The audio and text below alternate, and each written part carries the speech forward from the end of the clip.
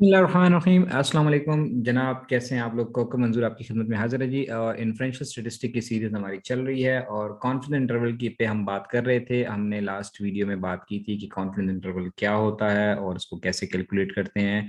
किसी एक पॉपुलेशन के मीन को या स्टैंडर्ड डिविएशन के बारे में जब या किसी भी चीज़ के बारे में हम जब उसकी एस्टिमेशन करते हैं, इंटरवल एस्टिमेशन करते हैं, तो हम उसके बारे में कैसे कितने परसेंट कॉन्फिडेंट है, 95% है, 98 है, 99 है, तो ये सब प्रोसेस कैसे होता है। आज हम उसी सिलसिले में आगे चल के बात करेंगे। अगर हमारे पास दो सैंपल हों यानी दो पॉपुलेशंस हों और उनके दरमियान हमने डिफरेंस मालूम करना है तो फिर क्या करेंगे। ठीक है, तो अगर आपने कॉन्फिडेंस इंटरवल की वो पहली वाली वीडियो नहीं देखी तो उसको काइंडली देख लें ताकि आपको ये वीडियो अच्छे से समझ आ जाए। उसका लिंक आपको ऊपर कार्ड्स में भी मिल जाएगा और नीचे डिस्क्रिप्शन में भी। शुरू करते हैं जी। दो पॉपुलेशन में अक्सर ऐसे होता है कि हमारे पास एक के बजाय दो पॉपुलेशन है। ठीक है, फॉर एग्जांपल दो क्लासेस हैं हमारे पास, उनको दो टीचर्स पढ़ा रहे हैं, दो यूनिवर्सिटीज का कंपैरिजन हमने करना है, दो मुल्कों का कंपैरिजन करना है, दो ब्रांड्स का कंपैरिजन करना है।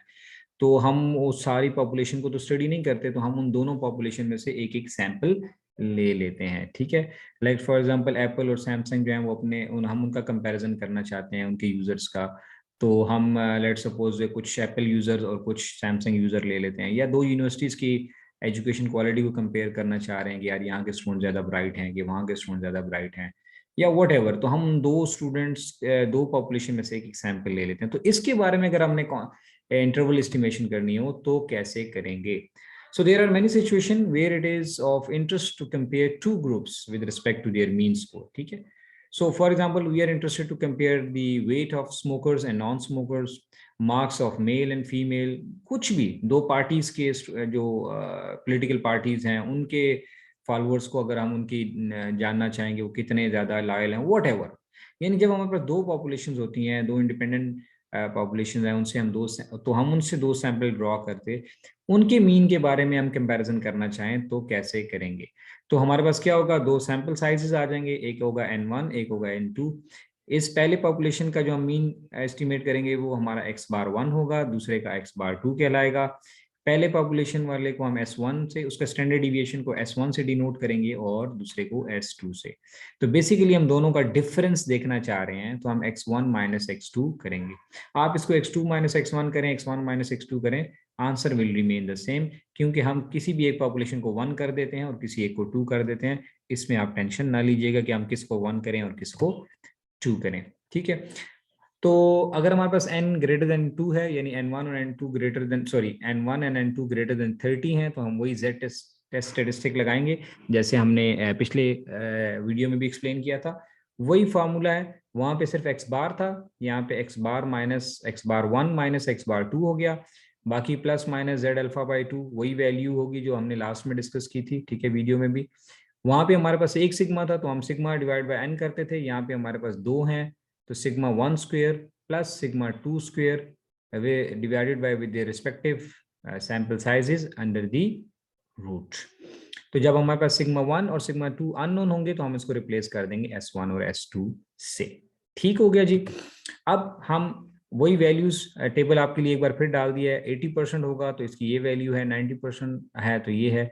ये वैल्यूज आपको आमतौर पे क्वेश्चन में गिवन होंगी या आपको टेबल अलाउ कर दिया जाता है पेपर में, आप उसके जरिए से भी इस वैल्यू को वो टेबल जो है वो अलाउ कर दिया जाता है, आप उस टेबल के जरिए वैल्यूज लिख सकते हैं, देख सकते हैं। आमतौर पे ज्यादातर या 95% होता है या 99 होता है या 90 होता है, ये ज्यादा क्वेश्चंस में यही आते हैं। तो इनको आप जुबानी भी याद कर सकते हैं, 1.64, 1.96 और 2.58। However you will be allowed to take table in the exam और आपको क्वेश्चन में ही गिवन होंगी वैल्यूज। एक न्यूमेरिकल सॉल्व करते हैं ताकि हमें कॉन्सेप्ट ज्यादा अच्छे से समझ आ जाए। एक केमिस्ट्री टेस्ट है जो कि हमने 75 लड़के और 50 लड़कियों को हमने दिया टेस्ट के चेक करें। तो उनके जो मार्क्स आए हैं, लड़कियों के मार्क्स आए हैं वो हैं 76 और उसकी स्टैंडर्ड डिविएशन आ रही है 6। जबकि लड़कों को जो हमने टेस्ट दिया उनके एवरेज मार्क्स आ रहे हैं 82 और लड़कियों के उसकी स्टैंडर्ड डिविएशन आ रही है 8।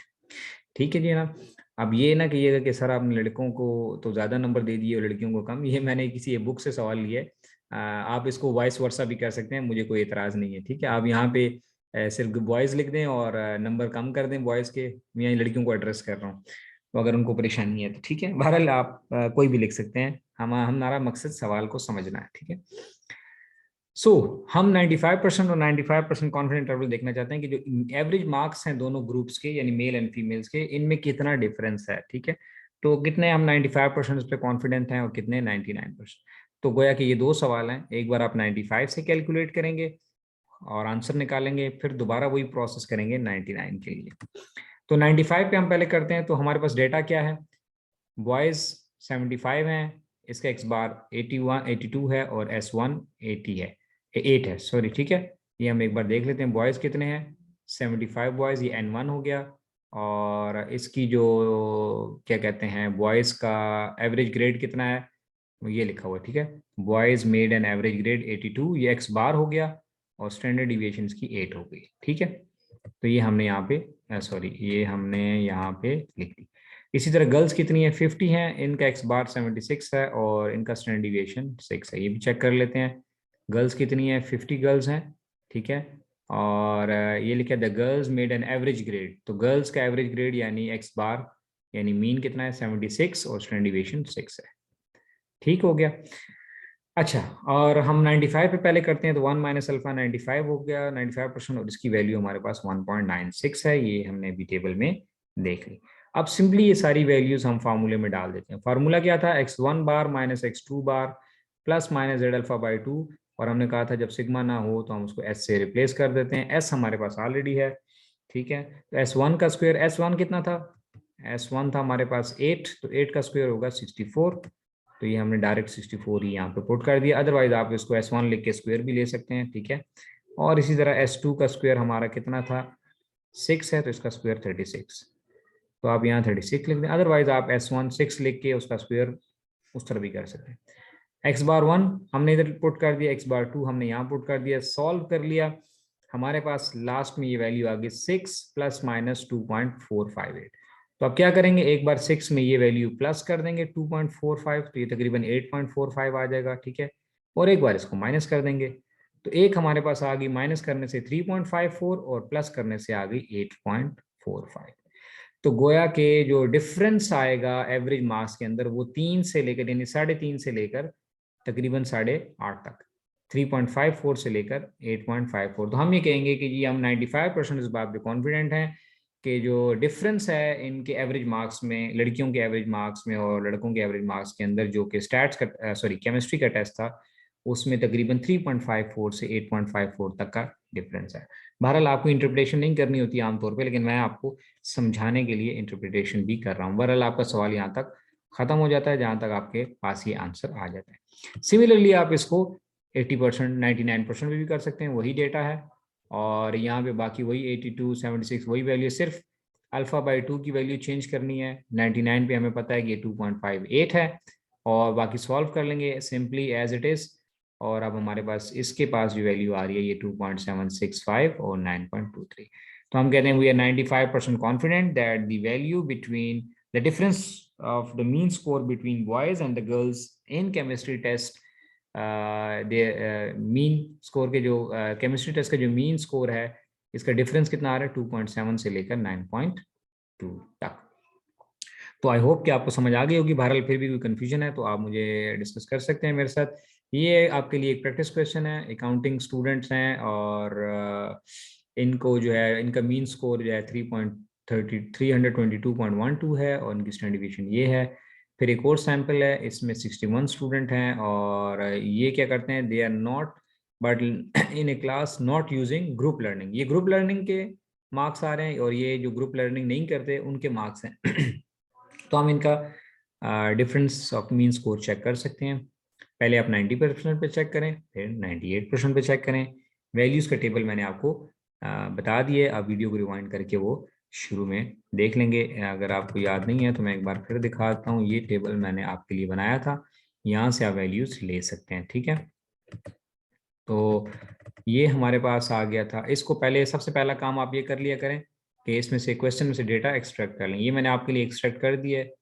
ग्रुप लर्निंग वालों का सैंपल साइज 61 है, मीन ये है, S1 ये है।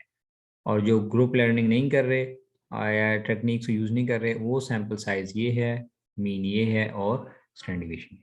Simply you will put these values into the formula and put 90% confidence interval value and you will get the answer.